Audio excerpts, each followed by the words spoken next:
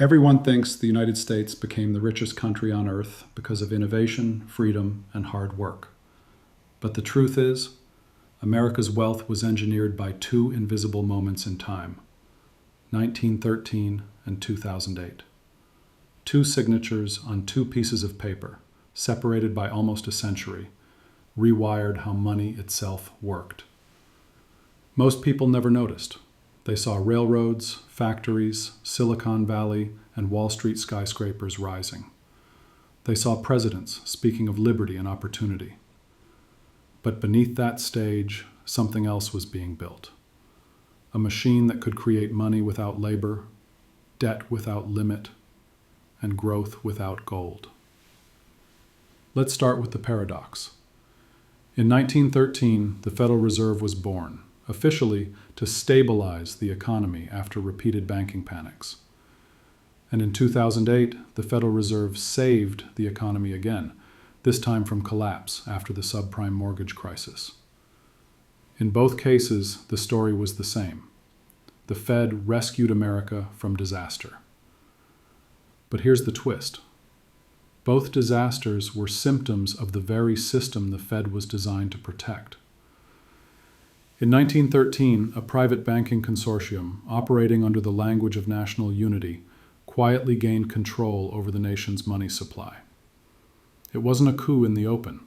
It was a quiet handover. Congress signed the Federal Reserve Act just 2 days before Christmas, when most lawmakers had gone home. No troops, no protests, no smoke, just ink. In 2008, the pattern repeated, but in digital form. The Fed and Treasury issued over $700 billion in emergency loans and guarantees, promising to stabilize the too-big-to-fail institutions. Again, it was presented as rescue, but the money flowed upward, not outward. The same hands that caused the crisis were the first to be made whole. Ordinary citizens lost homes. Banks gained assets. And when the dust settled, the map of American wealth had shifted permanently toward the financial core, just as it had in 1913. You see, these weren't just two crises. They were two foundations of power. 1913 built the architecture, the control of credit and currency. 2008 installed the update, control of debt and data. In both, the narrative was the same. We must intervene to save the system. But the real question is, whose system was being saved? That's the paradox of American wealth. Every rescue hides a capture. Every reform centralizes the power it claims to restrain.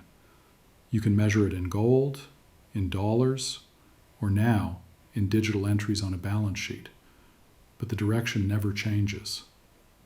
From the many, value flows to the few who manage the levers. If you're hearing this in 2025, understand, the game didn't start with your generation or even your grandparents. It began when money was turned from measure into mechanism, when a promise became the product. And once that happened, America stopped being just a republic. It became a monetary empire. If this opened another side of history for you, comment where you're watching from. To understand 2008, you have to go back to 1910, to an island off the coast of Georgia called Jekyll Island. Picture this. A private railcar leaves New York under cover of night, carrying a handful of the most powerful men in America. Their names read like the DNA of early capitalism. Nelson Aldrich, senator and ally of the Rockefellers. Paul Warburg, a banker from the German Rothschild network. Frank Vanderlip of National City Bank. Henry Davison of J.P. Morgan and Company. They said they were going duck hunting, but the only thing they hunted that week was control. In a mansion surrounded by mist and pine trees, these men drafted the blueprint for what would become the Federal Reserve System. It wasn't a public institution, though it carried the word federal. It was a consortium, a cartel of private banks granted state power, the right to issue money backed not by gold, but by debt. Here's how the trick worked. Before 1913, if the government needed money, it either raised taxes or borrowed gold-backed dollars. After 1913, it could issue Treasury bonds, promises to pay, which the new Federal Reserve could buy with money it created from nothing. The state created debt, and the banks created the money to buy it. an infinite loop. Elegant, invisible, and unstoppable.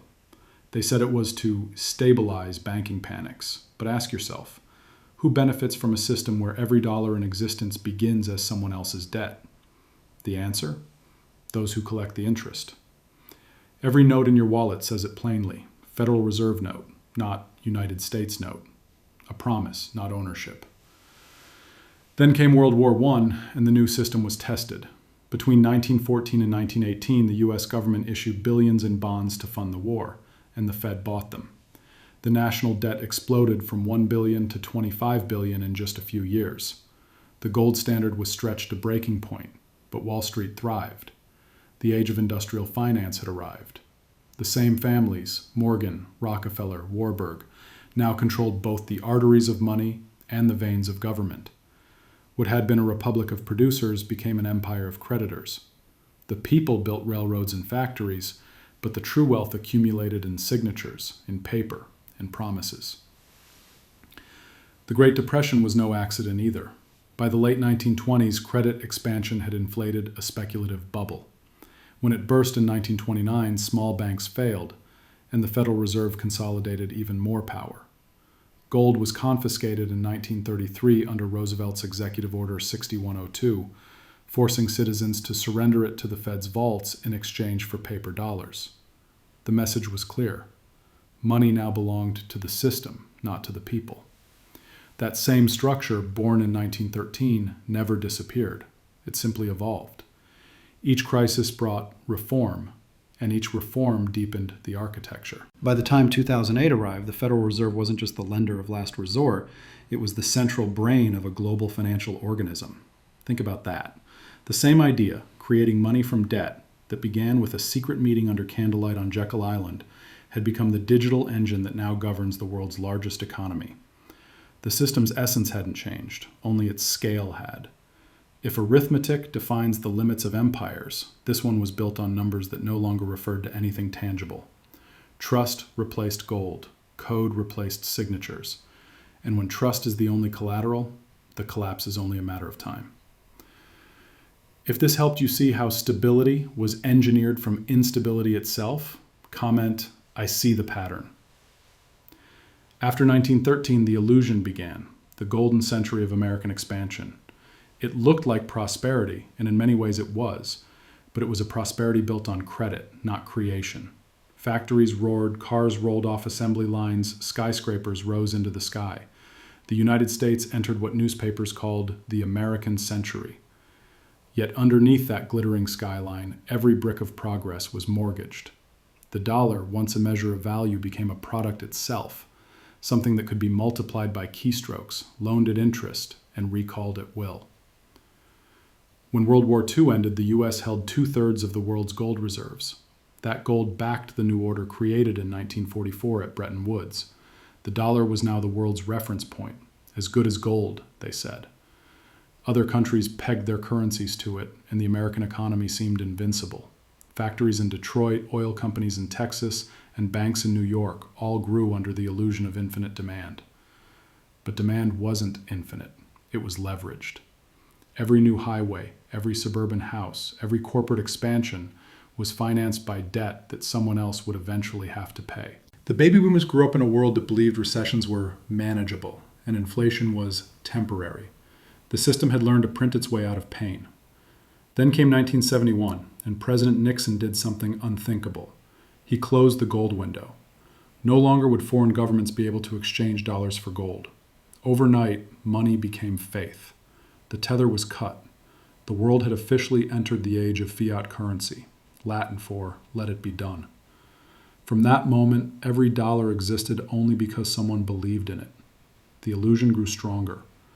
The 1980s brought deregulation, the rise of derivatives, and financial engineering so complex it could make risk itself look profitable. Wall Street stopped being a place and became a philosophy, that money could make more money, without factories, without workers, without limits. The Dow Jones became a national religion, and debt, both public and private, became the altar. If the 1913 system was the architecture, the late 20th century was the illusion's golden age. Credit cards replaced savings. Mortgages replaced ownership. The government ran deficits year after year while the Federal Reserve quietly adjusted interest rates to keep the game going. Everyone believed it would last forever. Economists said the business cycle was tamed. Politicians promised soft landings. The people built lives around rising prices. Their homes, their pensions, their sense of security all inflated together. And for a time the math seemed to work. But arithmetic is a patient god. You can stretch it, disguise it, delay it, but you cannot cheat it. The moment debt grows faster than the real economy, time becomes the enemy. By the early 2000s, the illusion was complete. The dollar no longer needed gold because it had the world. Foreign nations held trillions in U.S. Treasury bonds, financing America's consumption in exchange for paper promises. The empire of credit had no borders now. It was invisible, digital, and self-reinforcing. The more the system expanded, the more dependent it became on its own expansion. Every loan created a deposit. Every deposit justified another loan. The spiral looked like growth until it didn't. And so by 2008, the same mechanism designed to stabilize had inflated a bubble the size of the world economy itself. Trillions in mortgage-backed securities were stacked on top of a few million fragile home loans. The illusion was perfect until the arithmetic returned to collect.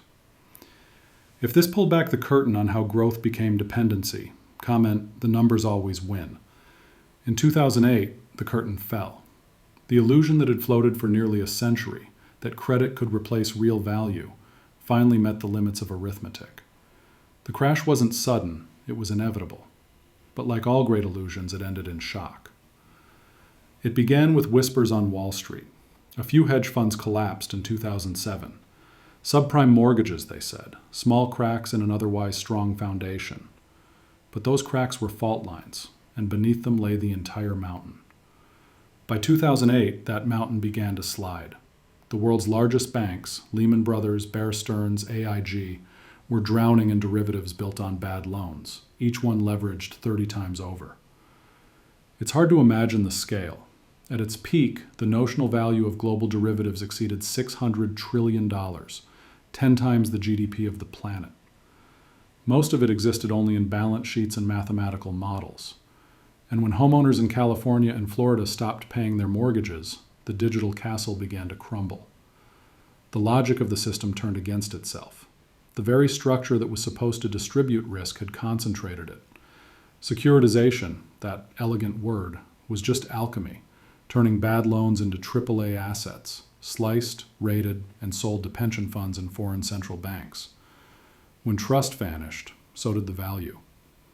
The market froze. Liquidity, the lifeblood of modern finance, evaporated. Then came the emergency meetings. September 2008, Treasury Secretary Henry Paulson on his knees before Congress, warning that the system will collapse within days. And so it did, but not in the way the public expected. The collapse became the opportunity. The same Federal Reserve created in 1913 reappeared, not as a regulator, but as a savior. Within weeks, it injected $700 billion through the Troubled Asset Relief Program, TARP. But the real rescue was far larger. Through secret facilities and swap lines, the Fed lent over $16 trillion to banks around the world, often at near zero interest. It was a mirror of 1913, only digital. In both moments, money was created not by the nation, but for the creditors. The people lost homes, Wall Street gained liquidity. The official story said the system was saved. The hidden story was that ownership changed hands, again. Millions of Americans watched their pensions shrink, their jobs vanish, their savings erode. Yet the stock market, after a brief plunge, began to rise again, inflated by the same mechanism that had caused the collapse. Newly printed dollars, now called quantitative easing. Think about the irony. The crisis was caused by too much debt, and the solution was to create even more. The Fed's balance sheet ballooned from $800 billion to over $4 trillion in just a few years. The medicine and the poison became one and the same. And while the public struggled, the architecture of wealth quietly reassembled itself. Banks merged into mega banks. The too big to fail became the too powerful to question.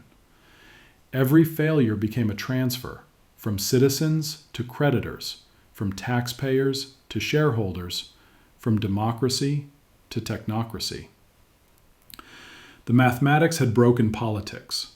No vote could reverse an algorithm that demanded perpetual growth.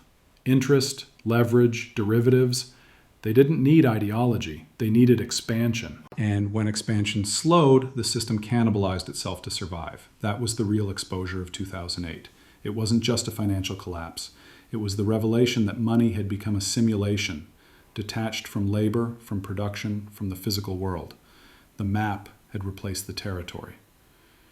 If you understood how collapse can become capture, comment, "I see the pattern repeating." Look around today. The crash is long past, the markets have recovered, the headlines have changed, but the architecture remains.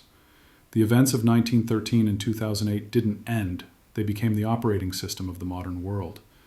After the bailouts, the Federal Reserve discovered a new power: to move markets with words. A single statement from its chair could erase or create trillions in global wealth. Interest rates, once a signal of real scarcity, became a political instrument. Lowered, raised, and lowered again to keep the illusion of stability alive. The free market became a managed theater, and the actors stopped pretending they were free. The real economy, the one of workers, factories, and production, became secondary. Since 2008, over 70% of U.S. corporate profits have come not from making things, but from financial operations. Buybacks, mergers, and arbitrage. The Fed, through near-zero interest rates, made money cheaper than effort. Why build when you can borrow? Why innovate when you can speculate?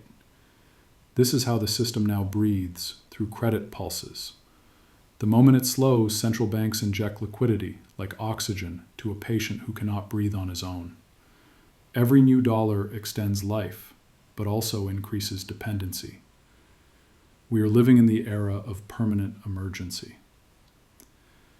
And what about inequality? In 1980, the richest 1% owned about 25% of U.S. wealth. Today, they control over 45%. Each crisis has been a consolidation: 1929, 2008, 2020. Each recovery lifted the markets, not the people.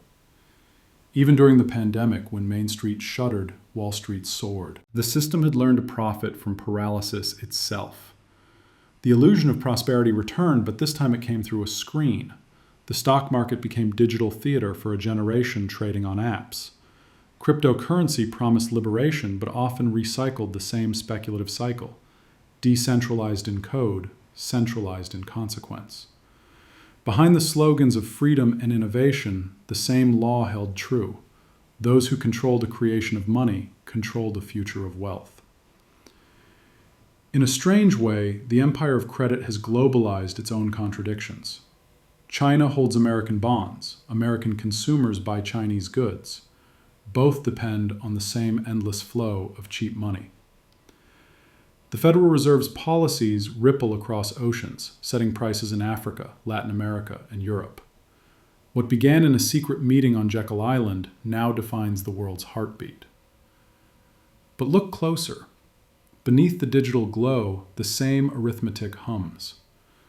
Governments promise soft landings. Central banks promise temporary inflation. Tech giants promise infinite growth. Yet the mathematics of debt, energy, and trust are converging once again. History whispers. When money detaches too far from value, correction isn't a policy, it's a law. The illusion can stretch for decades, but not forever.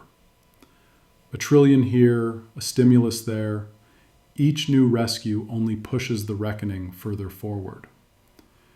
And like 1913, like 2008, the next crisis will be announced as a surprise, though it was scripted long ago.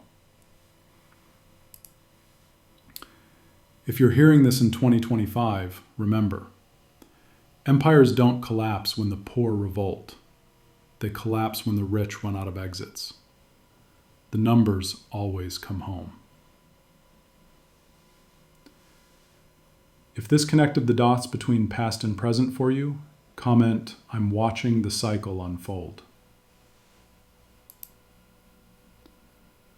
Arithmetic doesn't care about ideology. It doesn't vote, it doesn't negotiate, and it doesn't believe in miracles. It only waits, silently, until the illusion runs out of numbers. That's what 1913 and 2008 both proved. Systems don't fall because of bad people, they fall because of impossible math. In 1913, America handed the keys of its money to an invisible institution, believing it could stabilize chaos. In 2008, that same institution handed itself a blank check to stabilize the chaos it had created. The circle closed. What began as protection became dependence. What began as credit became captivity. Every empire in history has tried the same trick, turning promises into wealth.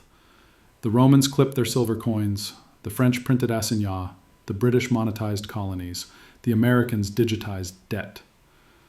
The names change, but the gravity does not. When value floats too far from labor, when paper replaces production, when confidence becomes the only collateral, collapse is not a risk, it's destiny. We live now in the calm between expansions, an age where debt feels invisible because it lives in screens, not in coins or chains. But that invisibility is the danger. When a society forgets what money represents, it starts to confuse numbers with nourishment. It feeds on its own credit and calls it growth. And yet, there's always a moment, just before every correction, when people wake up, when they realize that the system was never a natural law but a design, built by hands, and therefore breakable by choice. The lesson of 1913 and 2008 is not despair, it's awareness. Because once you see the mechanism, you can no longer be its fuel. So if you're listening now, in 2025, understand this. The wealth of nations is not measured in currency, but in trust. And trust cannot be printed, bailed out, or rescued. It must be earned, again and again, through honesty, balance, and real work. Empires die the moment their money stops meaning anything. But people, when they see clearly, can build anew. That's the quiet hope hidden in every collapse, that from the ruins of debt, value might return to something real.